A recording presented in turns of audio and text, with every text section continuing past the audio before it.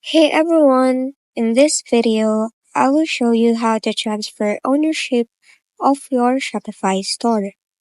First, on your dashboard, go to the left panel and click on Settings on the lower left corner. Once in, go to General. Now, scroll down to the bottom and under Organizations and Store Transfers, click on the Manage button. Here, you will be able to transfer ownership. You just need to type in the email address of the new owner. Then, an invitation will be sent to them. Once transfer is complete, it is crucial to update the billing details and payment methods. After that, the new owner will be able to remove your access to the store and gain complete control over it.